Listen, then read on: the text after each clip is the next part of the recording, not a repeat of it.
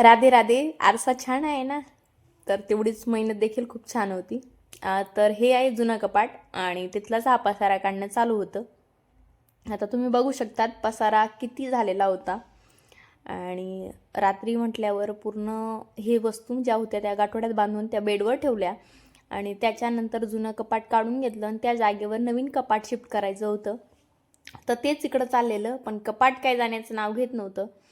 आणि सुरुवातीला तर जिना वगैरे आणि रॅलिंगमध्येच येत होती, तर खूप प्रॉब्लेम आला. जेवढं व्हिडिओ तुम्हाला दिसायला सोपं वाटत असेल तेवढंच कपाटमध्ये घ्यायला खूप प्रॉब्लेम आला. तर मला असं वाटत होतं, बाई बनवलं तरी नसतं, असं बरेचसे विचार येत होते मला त्यावेळेस. आणि मला तर असं वाटलं होतं ते मध्ये जाणारसुद्धा नाही. असं वाटलं होतं की हे कपाट बनवलेलं तर खरं, ते आता बाहेरच ठेवावं लागतं की काय, असे बरेचसे विचार. पण मग कसं बसं तरी त्या बिचाऱ्यांनी घेतलं आणि सगळ्यांनी खरंच खूप मेहनत केलेली होती कपाटमध्ये घेण्यासाठी. आणि एवढी मेहनत बिचाऱ्यांनी रात्रीच्या वेळेस केलेली. आणि असं झालं होतं मला हसायचं की रडायचं, एवढे आरडाओरडा तर विचारायचंच काम नाही.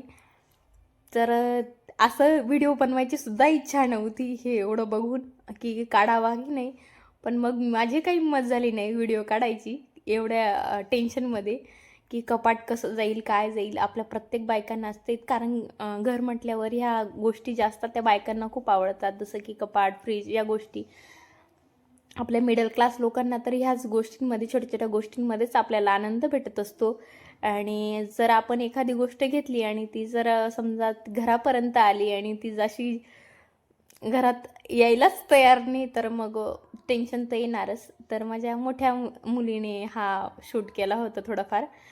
तर इथं ती खूप सारी मेहनत बिचाऱ्यांनी केली, कसं बसं घरात आलं. आणि जुनं कपाट जायला मग खूप सारे प्रॉब्लेम आले.